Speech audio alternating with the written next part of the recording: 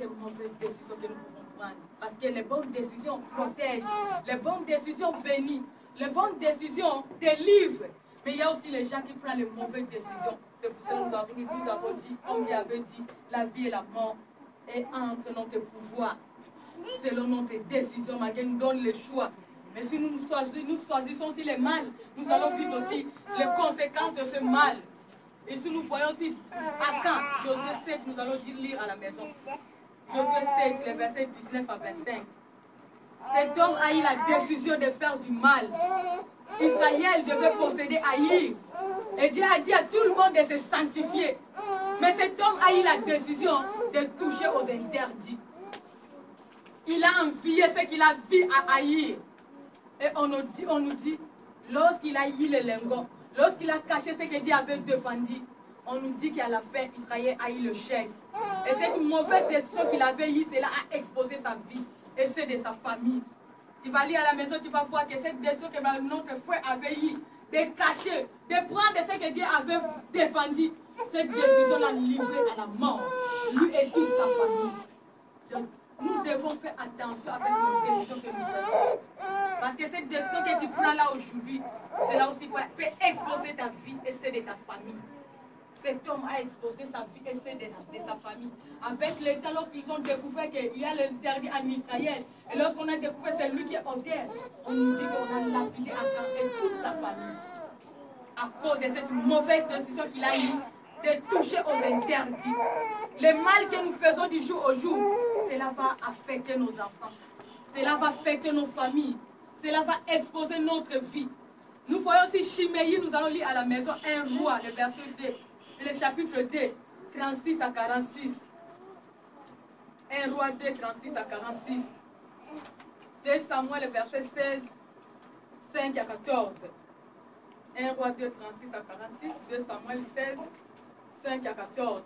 Ici, on nous parle de l'histoire de Chiméi. Cet homme était parent de Saoul. Et on nous dit, lorsque David avait eu le problème avec son fils Absalom, il fouillait pour aller à Manaraïm. Et lorsque cet homme avait vu David fouiller, parce qu'il connaissait que David c'était un homme vaillant, un homme qui a bouleversé son frère Saoul. Et comment cet homme peut fouiller devant son fils? Comment cet homme était humilié? Il a commencé à rier, à mépriser David. Il a eu même les pierres pour lapider David. Et les gens qui étaient ensemble avec David voulaient même toucher à cet homme et David a dit ne le touchez pas. Et avant David de mourir, il a dit à son fils Salomon, voici je te laisse Chiméi. Je sais qu'il a agi mal à mon sujet. Mais je veux que pour en finir avec lui, fais-la avec sagesse. Donc, David avait donné l'ordre à Salomon d'éliminer cet homme. Et Salomon était devant Chiméi, il lui a dit, oui, Dieu te fait grâce avec nous. Mais dans une seule condition, en aucun jour tu sortiras de Jérusalem. Le jour que tu vas sortir, c'est le jour de ta mort. Mais nous, on nous dit avec le temps, lorsque cet homme, on lui a informé que tes serviteurs ne sont plus là, ils sont quittés, il est parti de l'autre côté. Cet homme a eu la décision d'aller chercher ses serviteurs. Et il a quitté Jérusalem. Et le jour où il a quitté Jérusalem, Salomon était venu seulement devant lui. Qu'est-ce qu'on s'est compris? Qu'est-ce que je t'avais dit? Alors sa décision a exposé sa vie. Salomon avait les mains étaient saints parce que c'est la décision de cet homme qui a exposé la vie de cet homme. Ce que nous décidons aujourd'hui peut exposer nous-mêmes. Ne crois pas que le mal là que tu es en train de faire, tu es en train d'exposer les autres et toi-même tu seras dedans. Chiméi a exposé sa décision parce qu'il n'était pas ferme dans la décision qu'il a eue avec Salomon. Il a bafoué cette décision pour prendre l'autre décision de quitter Jérusalem. Et c'est ça qui a exposé sa vie. Les jours où tu décides de quitter Dieu, c'est le jour que tu décides de faire ta propre tombe. Le jour que tu as décidé d'abandonner l'Éternel, c'est le jour que tu as décidé que Dieu puisse t'abandonner. Le jour que tu as décidé de pratiquer le mal, c'est le jour que tu as exposé ta vie à la mort dans tous les domaines. Cherchons à prendre de bonnes décisions. Parce que les mauvaises décisions, ça expose notre vie. Maintenant, Ephésiens 6, le verset 1 jusqu'au bout, nous allons lire même pour les enfants. Dieu nous promet même les enfants, obéissez à vos parents. Il y a les promesses, en fait que tu sois heureux et que tu vives longtemps. Alors toi, un enfant qui veut être heureux et vivre longtemps, mais prends la décision d'obéir à tes parents, de faire la volonté de tes pères, de répondre à la parole de l'Éternel. Parce que le jour que tu vas prendre la décision de ne pas obéir à cette parole, tu vas abréger ton temps, tu vas abréger ta vie et tu ne seras pas heureux dans ta vie. Tu vas dire que mes parents ce sont des sorciers, ce n'est pas les parents, mais ta décision avec des passés, tu as eu, Dieu nous recommande d'honorer nos parents, d'obéir à nos parents. Et le jour que tu vas abandonner cette décision, tu vas exposer ta vie. Nous sommes obligés parce que nous n'avons plus le temps. Nous sommes obligés de couper cette parole. Apocalypse 3, 20, la Bible nous dit, voici je me tiens à la porte. Je frappe. Si quelqu'un attend ma voix, j'entrerai, je souffrirai avec lui et lui avec moi.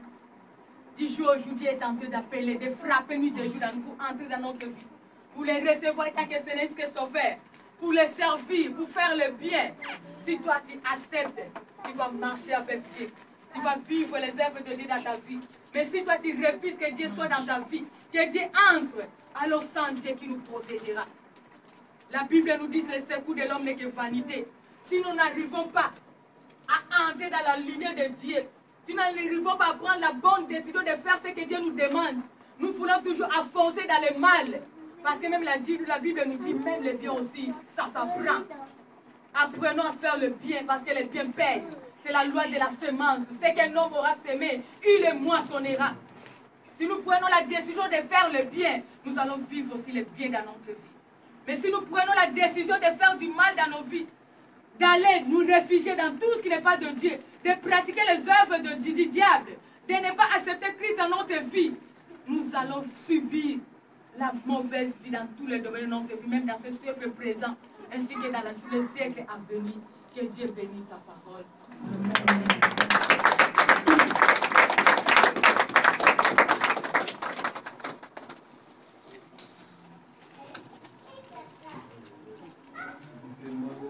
Nous avons nouvelle une histoire naturellement l'homme qui va entrer dans le plan du ciel. Est-ce que nous pouvons acclamer notre Dieu?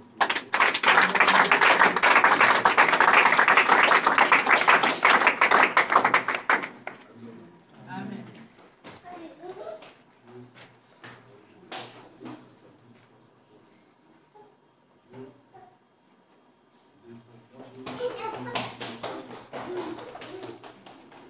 Il a parlé à quelqu'un ce matin. Alléluia. Dieu nous a parlé.